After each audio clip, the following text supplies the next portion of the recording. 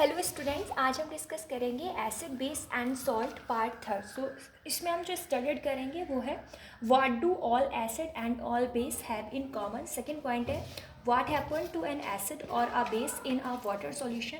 Third जो point है वो है डाइल्यूशन ऑफ एसिड, और बाद में हम इसमें डिस्कस करेंगे कुछ इंडेक्स क्वेश्चन। सो स्टूडेंट्स, अगर आपने मेरा एसिड बेस एंड सॉल्ट का पार्ट फर्स्ट और पार्ट सेकंड नहीं देखा है, तो सबसे पहले आप उसे जाकर देखिए, क्योंकि उसके बिना आपको वीडियो अच्छे से क्लियर नहीं होगी। और अगर आप मेरे चैनल पर नए हैं तो सबसे पहले आप मेरे चैनल को सब्सक्राइब कर लीजिए, जिससे कि आपको मोर इन्फॉर्मेटिव वीडियोस मिलती रहें। सो चलिए स्टार्ट करते हैं आज के टॉपिक्स। पहली हेडिंग वही है what do all base and all acid have in common. मतलब एसिड और बेस होते हैं, क्या उनमें कोई कॉमन पॉइंट होता है या नहीं, ये सब हम इस टॉपिक में पढ़ने वाले हैं। मैंने फर्स्ट वीडियो लेक्चर में ही बताया था, एसिड हम उन्हें बोलते हैं, ऐसे सैंपल को हम एसिड बोलते हैं जिनके पास H पॉजिटिव रिलीज़ करने की कैपेबिलिटी हो, जैसे कि HCl। तो ये टूटेगा तो यहाँ से हमें H पॉजिटिव देगा। मीन क्या है, एसिड H पॉजिटिव रिलीज़ करते हैं, या फिर एसिड की रिएक्शन अगर हम मेटल से कराते हैं तो भी क्या है, वो हाइड्रोजन गैस इवॉल्व करता है। ये सारी रिएक्शन मैं पार्ट नंबर 2 में पढ़ा चुकी हूँ, आप जाकर पहले उसे देख लीजिए अगर आपको ये नहीं आया है तो। नेक्स्ट क्या है, जो एसिड का जो सब पूरे एसिड का जो कॉमन पॉइंट होता है वो क्या होता है कि हर एसिड के पास क्या है, H पॉजिटिव आयन होता है। मेनली क्या है कि अब एसिड बेस के बीच कॉमन पॉइंट क्या होते हैं वो मैं आपको एक एक्टिविटी के थ्रू समझाने की कोशिश करूँगी। चलिए देखते हैं एक्टिविटी नंबर 2.8। आपको एक्टिविटी नंबर 2.8 नज़र आ रही होगी। मेनली आपको 4 सैंपल दे रखे हैं, ग्लूकोज, एल्कोहल, HCl, H2SO4। और आपको क्या है, एक 100 ml का बीकर दे रखा है, एक कॉर्क है, उस कॉर्क पर आपको 2 आयरन नेल नज़र आ रही होंगी, और इसमें एक सैंपल भरा हुआ नज़र आ रहा होगा, फिर वो बैटरी के थ्रू कनेक्ट है, देन एक बल्ब लगा हुआ है। मेन क्या है, इन चारों सैंपल को आपको 1 बाई 1 करके इस सेटअप में डालना है और देखना है क्या ये बल्ब जलता है या नहीं। सबसे पहले आप HCl के साथ वर्क करेंगे। तो जैसे ही आप यहाँ सैंपल में HCl भरते हो तो HCl ब्रेक होता है, यहाँ से H पॉजिटिव और Cl नेगेटिव में वो ब्रेक होगा, तो मतलब H पॉजिटिव रिलीज़ होंगे। तो जैसे ही H पॉजिटिव रिलीज़ होंगे मतलब इलेक्ट्रॉन फ्लो होंगे और इलेक्ट्रिसिटी भी फ्लो होगी, तो ये बल्ब क्या है, जलने लगेगा। सेम थिंग H2SO4 है, वो भी 2H पॉजिटिव और SO4 2 नेगेटिव में टूटेगा। यहाँ भी आयन बन रहे हैं, मतलब इलेक्ट्रिसिटी इसमें भी फ्लो होगी और इसमें भी बल्ब जलेगा। ग्लूकोज और एल्कोहल का सैंपल अगर आप इसमें फिल करते हो, इनके पास फ्री H पॉजिटिव आयन नहीं होते, मतलब अब इन दोनों के सैंपल में बल्ब नहीं जलेगा। आई होप आपको एक्टिविटी 2.8 समझ में आ गई हो।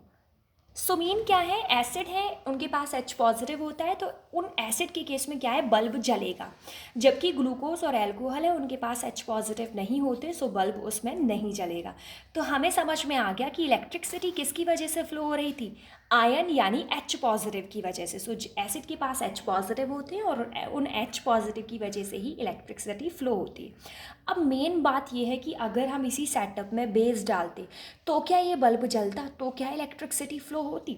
मेन है जो बेस हैं, वो बेस क्या होते हैं, वो भी एक इलेक्ट्रोलाइट होते हैं। इलेक्ट्रोलाइट मतलब वो भी पॉजिटिव और नेगेटिव यानी आयंस में ब्रेक होगा।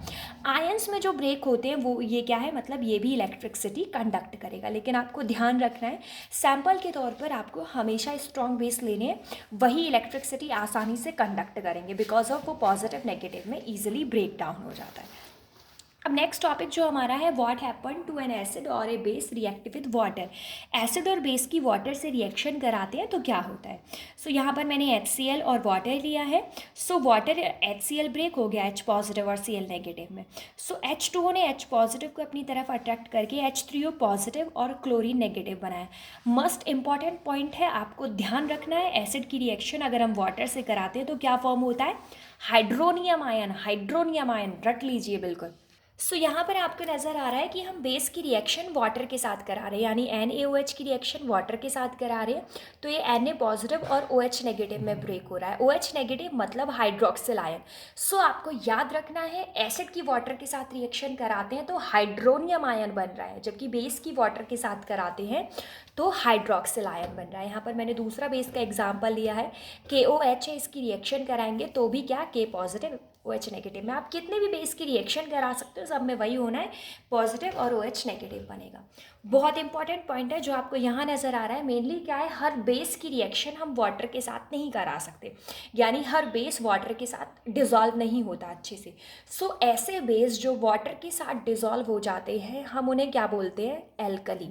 सो ध्यान रखना है, all base are not alkali, क्योंकि सब बेस वाटर में डिज़ोल्व नहीं होते। सो हर बेस एल्कली नहीं होता, but all alkali are base. So अब देखते हैं एल्कली की प्रॉपर्टी। एल्कली सोपी यानी साबुन जैसा टच होता है, बिटर होते हैं और नॉन कॉरोसिव यानी इन पर कभी भी जंग नहीं लगता। नेक्स्ट जो रिएक्शन मैंने आपको दिखाई है, एसिड की रिएक्शन बेस के साथ करते हैं, सॉल्ट और वाटर बनेगा। ये मैं आपको पार्ट नंबर 2 में समझा चुकी हूँ, वहाँ पे मैंने ट्रिक के थ्रू सारी रिएक्शन एसिड की समझाई है। अगर आपने नहीं देखी है सो आप जाकर देखिए, आपको चैप्टर बहुत अच्छे से क्लियर हो जाएगा।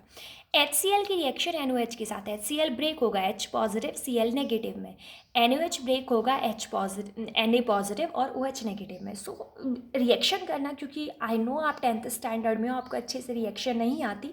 सो एक रिएक्टेंट का पॉजिटिव दूसरे रिएक्टेंट के नेगेटिव को अट्रैक्ट करता है, यानी इसका पॉजिटिव H है और इसका नेगेटिव क्या है, OH।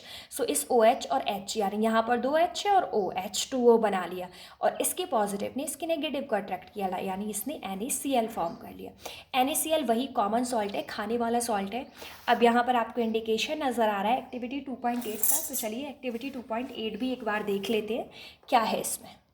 So students, I hope आप एक्टिविटी 2.8 देख पा रहे हैं। इसमें क्या है, आपने एक बीकर लिया है, उस बीकर में आपने 10 ml वाटर भर लिया है। अब आप क्या कर रहे हैं, उस बीकर में H2SO4 डाल रहे हैं धीरे धीरे ड्रॉप वाइज, और उसे धीरे धीरे घुमा रहे हैं। सो वो कह रहा है कि अब आपको बीकर को नीचे से, यानी बीकर के बेस को टच करके देखना है, क्या उसके टेम्परेचर में चेंज हुआ है। सो ऑफकोर्स उसके टेम्परेचर में चेंज हुआ है। अगर आप बीकर को नीचे से पकड़ कर देखोगे तो बीकर सीरियसली बहुत ज़्यादा गर्म होता है। अब मेन बात है वो गर्म क्यों है। सो नेक्स्ट उसका क्वेश्चन है, एक्सोथर्मिक प्रोसेस है या एंडोथर्मिक प्रोसेस। सो ये कौन सी प्रोसेस है, एक्सोथर्मिक प्रोसेस है। Exothermic process are those in which heat is release out. Beaker गर्म है क्योंकि उसमें से हीट निकल रही है, सो इसीलिए बीकर गर्म है, ठीक है। और नेक्स्ट आपको यहाँ पर एक डायग्राम नज़र आ रहा होगा। इस डायग्राम में क्या है, एक वार्निंग साइन बन रहा है। अगर आप कभी लेबोरेटरी में जाते हो सो ये आपको कभी नहीं करना है, अपने हाथ वगैरह से कंसनट्रेटेड एसिड को टच नहीं होने देता है, बिकॉज ऑफ ये बहुत हार्मफुल हो सकता है आप लोगों के लिए। नेक्स्ट है, प्योरिटी के बेस पर एसिड 2 टाइप के होते हैं, कॉन्सनट्रेटेड एसिड और डाइल्यूट एसिड।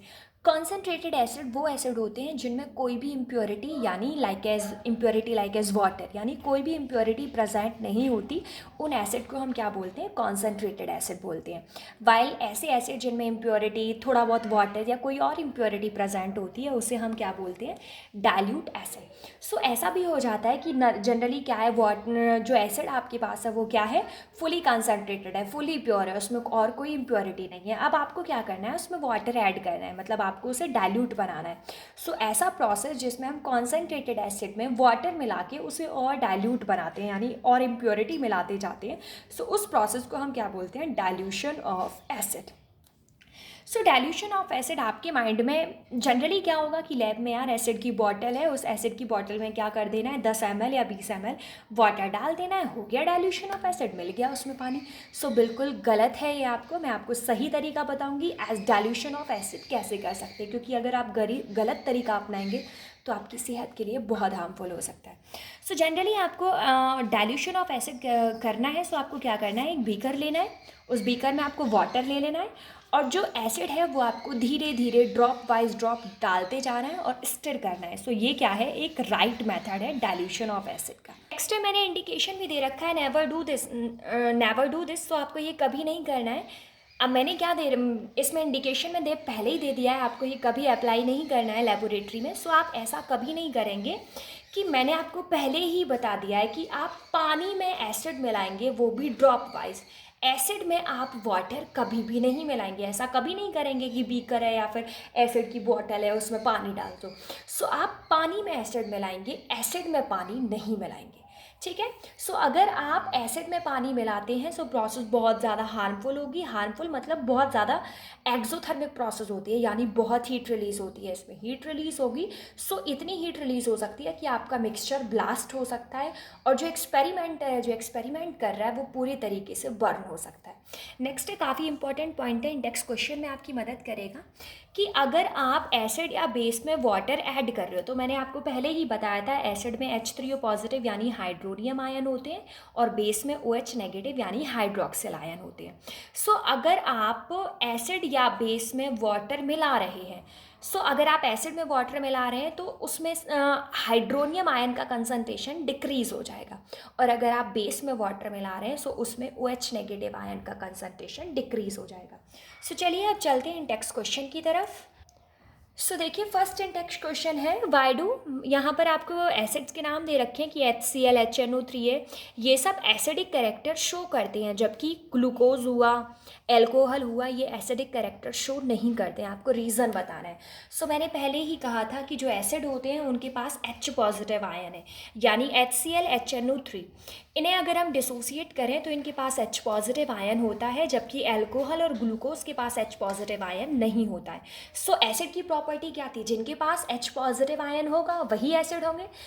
इसलिए HCl और HNO3 एसिड होते हैं, बिकॉज ऑफ उनके पास क्या है, H पॉजिटिव आयन है।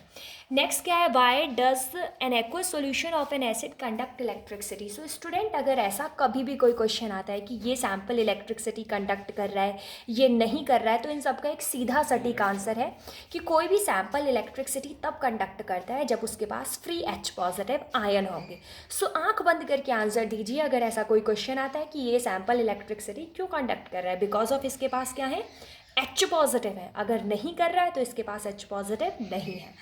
नेक्स्ट है, why does dry HCl gas not change the colour on the dry litmus paper. Litmus paper पर अगर हम HCl डालते हैं, यानी लिक्विड HCl डालते हैं, तो लिटमस पेपर का कलर चेंज होता है, जबकि अगर हम HCl गैस डालते हैं तो उसका कलर चेंज नहीं होता। इसका भी सिंपल वही रीज़न है, क्योंकि HCl गैस ये एसिड की तरह ट्रीट नहीं कर पाती है, क्योंकि इसके पास फ्री H पॉजिटिव आयन नहीं होते। इसका भी सीधा सिंपल वही आंसर है। नेक्स्ट है, while dilution in acid it is recommended that the acid should be added to water, not water to the acid. मैंने वही कहा कि आपको एसिड ऐड करना है वाटर में, ना कि वाटर एसिड में। आपको रीज़न बताना है। रीज़न मैंने अभी बताया कि अगर आप क्या करते हो, acid should be added to water, अगर आप क्या कर रहे हो कि एसिड में पानी डाल रहे हो, रिएक्शन कैसी हो जाती है, काफ़ी एक्सोथर्मिक होगी। रिएक्शन काफ़ी एक्सोथर्मिक होगी, मतलब बहुत ज़्यादा हीट रिलीज़ होगी, बहुत ज़्यादा हीट रिलीज़ होगी। ब्लास्ट हो सकता है, इनफैक्ट एक्सपेरिमेंटर भी जल सकता है।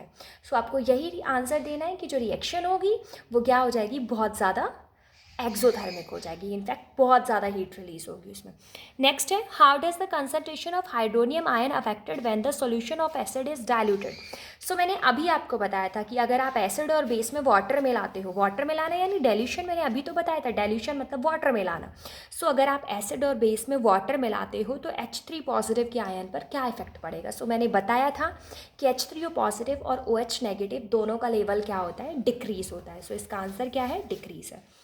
नेक्स्ट है, how is the concentration of hydroxide ion OH negative affect when the excess base is dissolve in solution of sodium hydroxide. यानी सोडियम हाइड्रोक्साइड आपको दे रखा है, यानी आपके पास क्या है, OH नेगेटिव का कोई भी कंसंट्रेशन है, अब आप क्या कर रहे हो, उसमें सोडियम हाइड्रोक्साइड ऐड कर रहे हो, तो वो कह रहा है कि उसमें OH नेगेटिव का कंसंट्रेशन क्या होगा।